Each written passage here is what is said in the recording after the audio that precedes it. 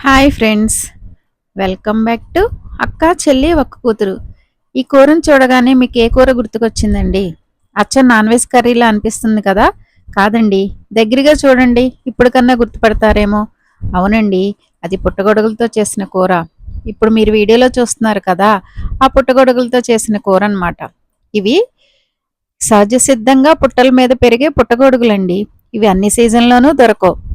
ఈ వర్షాకాలంలో అంటే ఉరుములు ఉరుముతున్నప్పుడు మట్టిలో సహజంగా పెరుగుతాయండి. అంటే పుట్టల మీద పెరుగుతాయి అన్నమాట.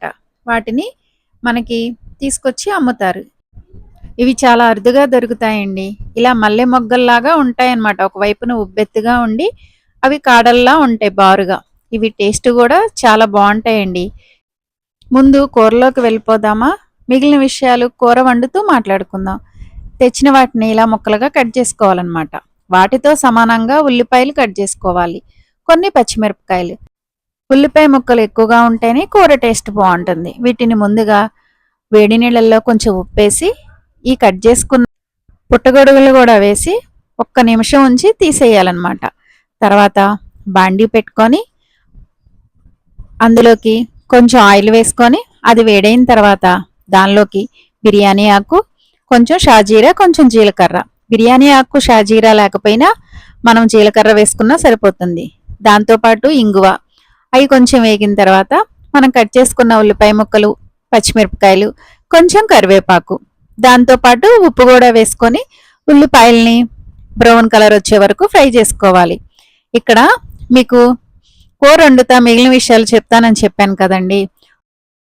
అదేంటంటేనండి, ఈ పుట్టగొడుగులు సహజంగా పుట్టల మీద పెరుగుతాయని చెప్పాను కదా. పుట్టల మీద పెరిగే వాటిని తీసుకురావడం వల్ల అవంతా బురదగా ఉంటాయన్నమాట. అంటే మట్టిలో నుండి తీసుకొస్తాం కదా, ఆ కడుక్కోవడమే పెద్ద టాస్క్ అండి. ఆ పుట్టల్లో నుండి పీక్కురావడం వల్ల బురద ఎక్కువ అంటుకుంటుంది అనమాట. అది వర్షాలు పడే టైంలో కదా ఇంకా బురదగా ఉంటాయి.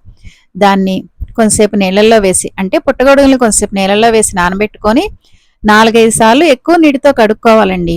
వాటిని వేడి నీళ్ళలో వేయటం కూడా ఎందుకంటే ఆ మట్టి ఉంటే ఏమన్నా పోవడం కోసము. అదిగాక కొంచెం ఒకలాంటి జిగురు ఉంటదన్నమాట. అది పోవడం కోసమే ఒక్క నిమిషం వేడి నీళ్ళలో వేసి తీస్తే అది పోతుందని అనమాట. అంతేగాని వాటిని ఉడకపెట్టాల్సిన అవసరం ఏమీ లేదండి. ఉల్లిపాయలు మంచిగా ఫ్రై అయిన తర్వాత అల్లం వెల్లుల్లి పేస్ట్, అది కూడా మంచిగా ఫ్రై అయిన తర్వాత కారం వేసి అది కూడా ఫ్రై అయిన తర్వాత ఉడకబెట్టుకున్న, అంటే వేడి నీళ్ళలో వేసి తీసుకున్న పుట్టగొడుగుల ముక్కలను కూడా ఇందులో వేసుకోవాలండి. ఈ కూరని చాలా ఈజీగా వండేసుకోవచ్చండి. మిగిలిన నాన్ వెజ్ కూరల్లానే వండుకోవచ్చు. టమాటాలు వేసి గ్రేవీలాగా చేసుకోవచ్చు, ఫ్రైలాగా కూడా వండుకోవచ్చు. ఇప్పుడు నేను గ్రేవీలాగా కాకుండా ఫ్రైలాగా కాకుండా వండుతున్నానండి. అంటే రసంతో పని లేకుండా, మరీ ఫ్రైలా కాకుండా మరీ గ్రేవీలా కాకుండా మామూలుగా అన్నమాట. సెమీ గ్రేవీలా వండుతున్నాం. ఇప్పుడు చూడండి, ఒక్క నిమిషం ఉల్లిపాయల్లో వేయగానే పుట్టగొడుగుల్లో ఉన్న నీరు వచ్చేసింది కదా, ఈ నీరుతోనే పుట్టగొడుగులు ఉడికిపోతాయి అన్నమాట. అందుకే పుట్టగొడుగులు వేసిన తర్వాత కొంతసేపు స్టవ్ని సిమ్లో పెట్టుకుంటే అవి స్మూత్గా మంచిగా ఫ్రై అయిపోతాయి. ఆ నీటితోనే ఉడికిపోతాయి. మీకు ఉడకలేదు అని అనిపిస్తే కొంచెం నీరు పోసుకోవాలన్నమాట. కానీ మనం సిమ్లో పెట్టి ఉడికిస్తే ఆ నీటితోనే ఆ పుట్టగొడుగులు ఉడికిపోతాయండి. ఈ కూరని అల్లం వెల్లుల్లి పేస్ట్, మసాలాలు ఏమీ వేయకుండా కూడా మామూలుగాను వండుకోవచ్చు. మసాలాలు వేసి వండితే ఒక టేస్ట్ వస్తుంది అనమాట. ఈ కొంచెం ఫ్రై అయిన తర్వాత గరం మసాలా.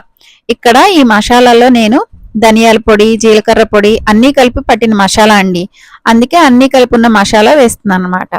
మీరు అలా కాకుండా ధనియాల పొడి, జీలకర్ర పొడి, గరం మసాలా విడివిడిగా వేసుకోవాలంటే అవి విడివిడిగా వేసుకొనన్నా వేసుకొని వండుకోవచ్చు. అది కూడా వేసిన తర్వాత మూత పెట్టి ఇంకొక 2 నిమిషాలు పొయ్యి మీద ఉంచుకుంటే కూర రెడీ అయిపోతుందండి. ఇప్పుడు చూసారు కదా కూర, నేను ఈ టైంలో ఇలాగే దింపేశాను అనమాట, అన్నంలో కలుపుకొని తినేలాగా.